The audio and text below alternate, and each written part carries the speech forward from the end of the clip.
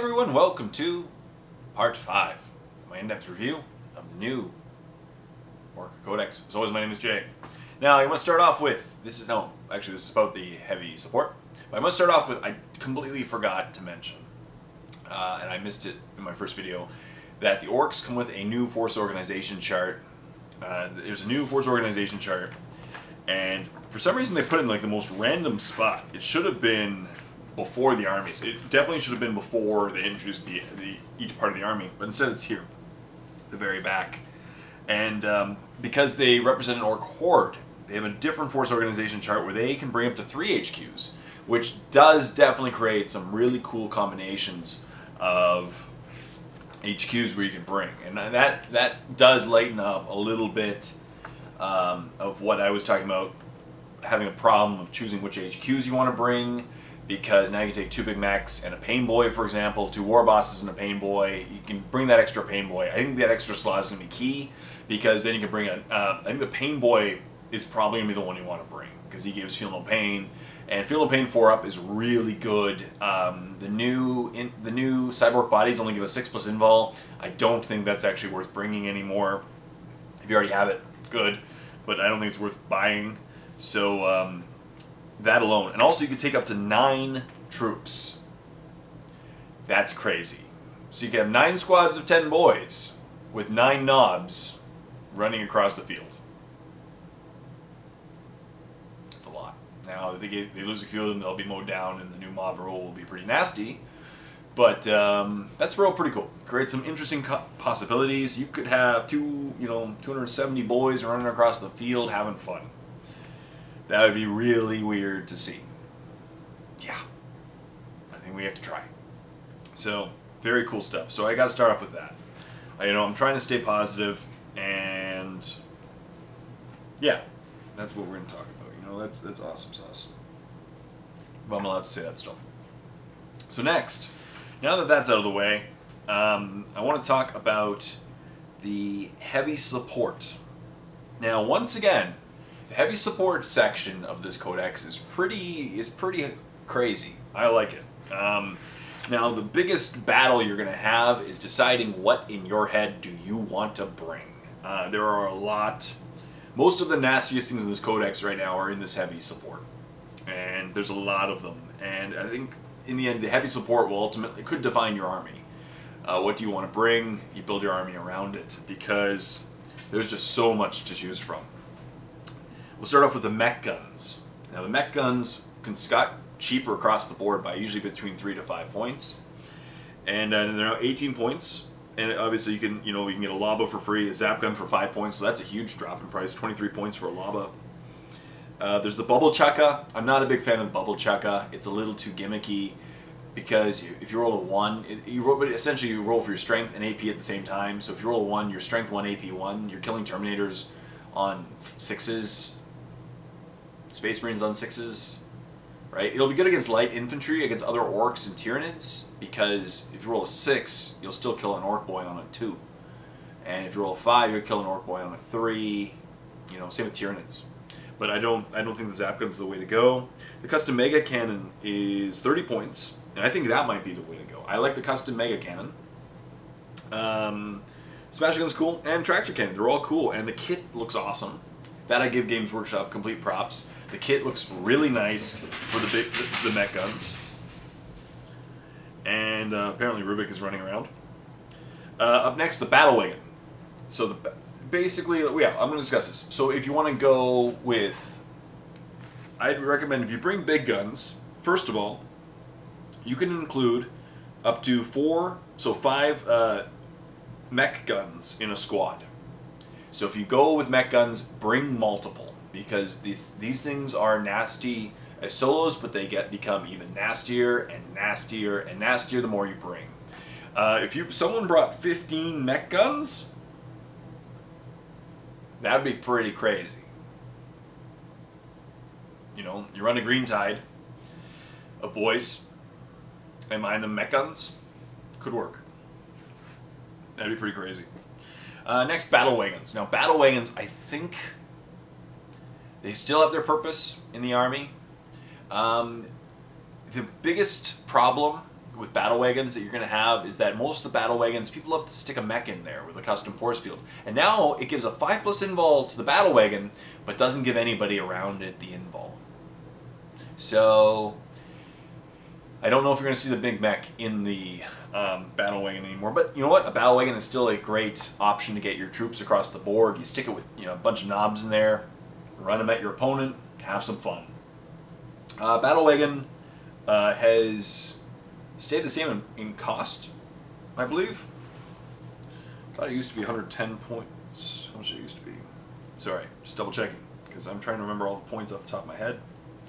Oh, sorry, it used to be 90. So it's gone up by 20 points. It's now 110 points. But as they did with a lot of the vehicles in this army, the vehicles themselves went up, but all the upgrades went down. So it completely balances out. They end up being almost the exact same costs as it would have before. So for example, you can take Killa Cannon for 30 points, Big Shootas and Rocket Launches for 5 points each, for example. They used to be about 10. So if you buy enough upgrades, the Deff roll is 10. I believe it used to be 20. So either way, you buy the upgrades and you get pretty much the same thing as you did before for the same cost. So that's not too big of a deal there. It still has the 20 model carrying capacity, fire points, unless you get the Arc Case upgrade. So if it has the Arc Case upgrade, it's 5 fire points, 2 on either side of the hull and 1 at the rear. And access points, it has 3 access points. So cool stuff there. I still think if you liked battle wagons before, you'll like them again. You just gotta watch out where you put your mechs. Up next we have the Deff Dreads. Now the Deff Dreads, I feel, will be kind of removed from most people's army lists, because the heavy support choices right now are all really powerful, and I don't think Deff Dreads are the most powerful unit. One of the awesome parts about using Deff Dreads in the previous codex was that you could take them as troops, freeing up the heavy support choices for your cans. So typically the can wall lists were 9 cans and 2 Deff Dreads. Deff Dreads were cool if you ran 5 of them. That was pretty fun. But now you can't take them as troops, and now they're up against some really big heavy hitters.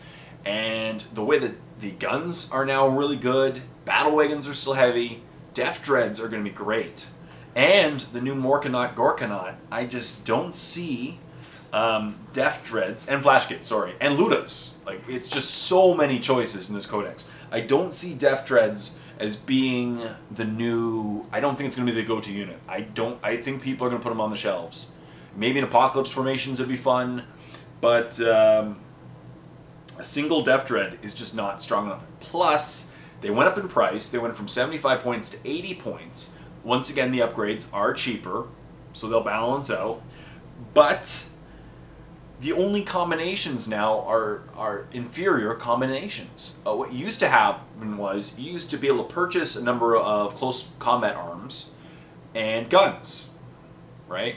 And arguably the 2 best combinations of a Deff Dread are all close combat arms, because then it's just a close combat oriented Deff Dread. It was the most expensive.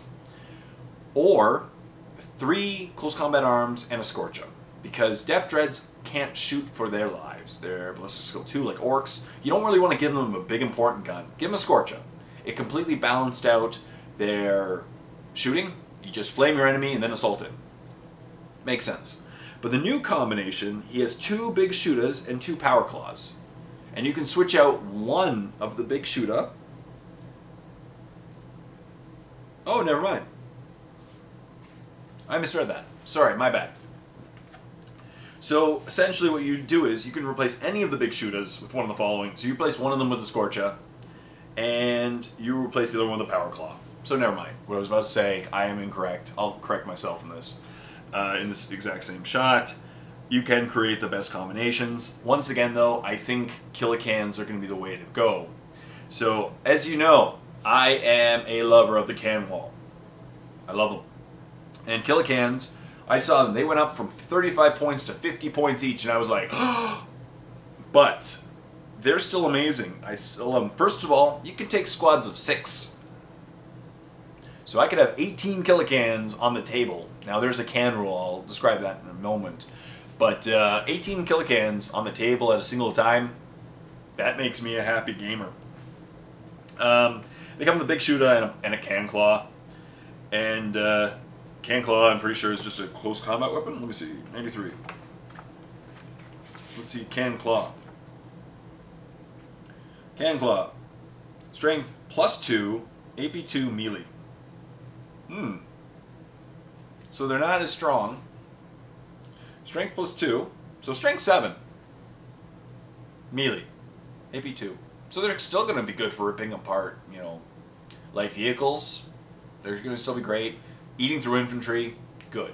That's where I guess that would be where the Deff Dread would step in. It's just close combat, it would rip through vehicles because it's strength 10. But I just feel that the cans are much stronger versus a Deff Dread. You could have your rule for them. As I said, they could have their role, potentially. But Cowardly Grots, they have a new rule called Cowardly Grots. And if a unit of kilocans suffers 25% or more casualties during any one phase, the unit must roll d6 at the end of the phase. Add 1 to the dice if there are 3 or more cans in the unit, and a further 1 if there are 1 or more Deff Dreads within 6 inches of the unit. See, I guess then you could take a Deff Dread with them. We'll see. If you have points, if you have a couple points to spare and you have one extra choice, go with a Deff Dread. It keeps them in line. On a result of 3+, the test is passed. On the result of 1 and 2, the test is failed. They suffer a crew shaken result. No miles is a hull point. That's not terrible. And like I said, the upgrades are great. Free rocket launch upgrade. Grotzukas at 5 points. Custom Mega Blasters at 5 points. Scorches at 5 points. I wouldn't take a Scorch with them. You don't want to waste the awesomeness of the Grot.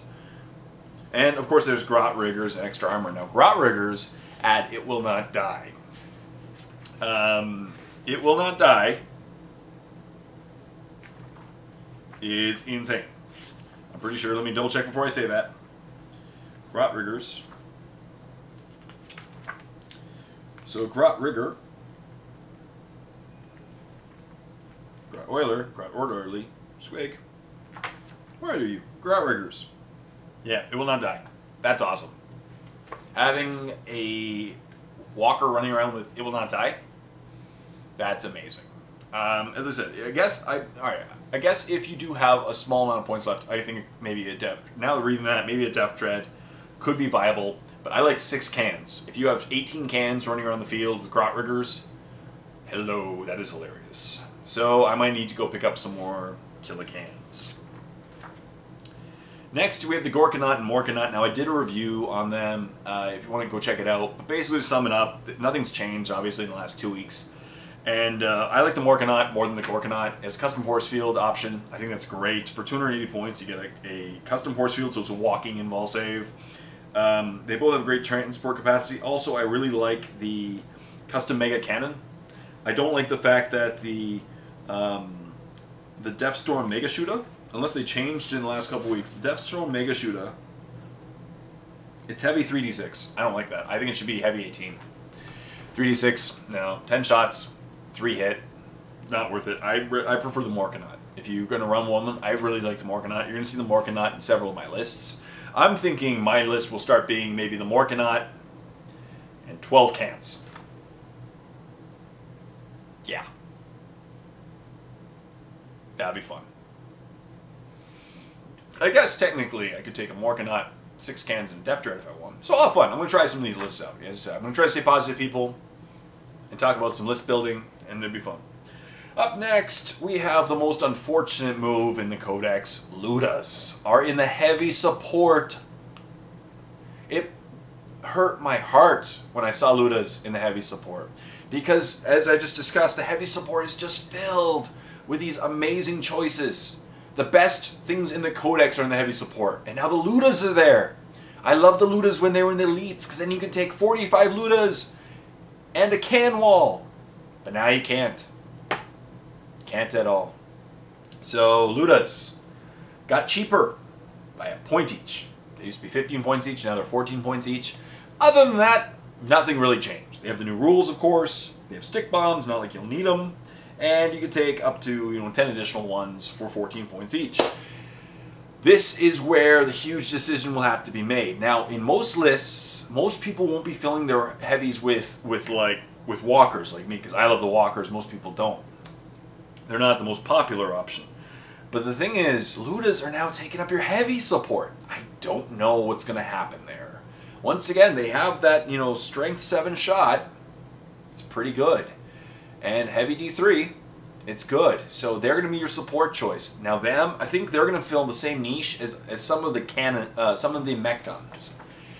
But I don't know how they're going to run. I'm very curious. People leave comments in the comment section down below of how to run with Lootas, because, or how do you think Lootas will fare?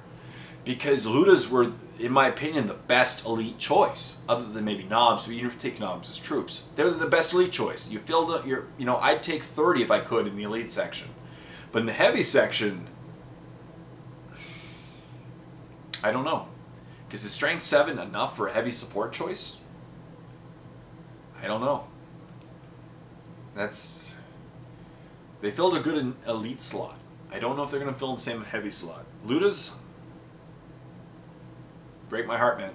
Breaking my heart, Lootas. Yeah. If you still like Lootas before and you didn't run a heavy list, you like the Not Bikers or Green Tide, you'll still be in great shape. You'll just fill up your heavies instead. You know, not all the lists with Orks involved the use of the heavy slots, or at least not a lot of the heavy slots. So you'll be in good shape there. So it depends on what your list, you know. But if you're running a Speed Freaks, you'll still probably be in good shape, because you try to move everything up and you can still use them as support. So, Lootas. And finally, Flash Gitz. Now, Flash Gitz got new models this Codex. They look awesome once again. I want to get some when I have the opportunity. I'm going to pick up some from my local shop. And seeing as they got new models, I figured they'd have to go down in price, and they did.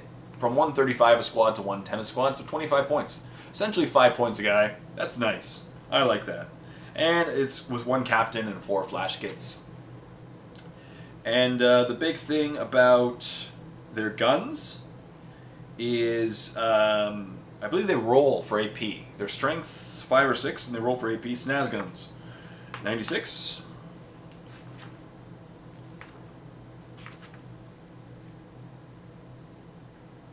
Snaz guns. Yep, 24-inch strength 5, AP D6, assault 3. See, that's good. I really think, that they're going to actually be more viable than Lootas. They're a little more expensive and they have lower strength, but the strength 7, AP 4, I don't know. And they're heavy D3 versus 3, you know. Heavy 3 is really good. If you have 15 of them, sorry, you can only take up to 5, so 10 of them. You get 10 guys, 30 shots on average AP 3 or 4. So you're killing Space Marines on 3s. That definitely could fulfill a heavy slot. You know, that could fill your support slot. Rather than just quantity of fire, potentially with Lootas, and hopefully for your opponents roll unluckily, you can just shoot them off the board. That couldn't be bad. So that's your question. You got to ask yourself is what kind of heavy support do you want? These heavy supports, they all could potentially have a role. You know, as I said, I think the Deff Dreads might be one of the weaker ones, but even they have their role. They're close combat, and you can throw them at your opponent. If you don't have only a few points, they're one of the cheapest heavy support. 5 mech guns, hilarious. 15 mech guns, insane. Battle wagons, they'll get your troops across the board. Killa cans, 18 Killa cans on the table with custom force fields to keep them alive and it will not die. I gotta try that. There goes my birthday money. And the Gorkonaut and Morkonaut. I said I'm personally a fan of Morkonaut myself. Gorkonaut, yeah, I like Morkonaut. Lootas, they were a great elite. I don't know if they're going to fulfill the needs of a heavy support. Correct me if I'm wrong, but I just don't see them as fulfilling that as opposed to the can list or the battle wagons or even the Flash Gitz. The Flash Gitz aren't super strong with their strength, but with their AP, 1, 2, or 3, you got a dead Space Marine. 4, you got a dead Eldar. No matter what, you got a dead Ork. So they could be definitely used to take down some things. So, where are we? We're at 20 minutes. All right. Well, this is where I'm going to end the video now because, yeah, it's time to end the video. We're 20 minutes in. So thank you so much for watching, and I'll do one more final part with the Lords of War and my final thoughts and how this will ultimately affect and my final thoughts on the Codex. And I'll try to remain positive, and I'll try to talk about how we can work together and the new feel of the Orks and what I see happening in the lists. So thank you very much for watching this part. Stay tuned for more. Till next time, this is Jay saying please subscribe to the channel, like the video, comment section down below, and happy painting.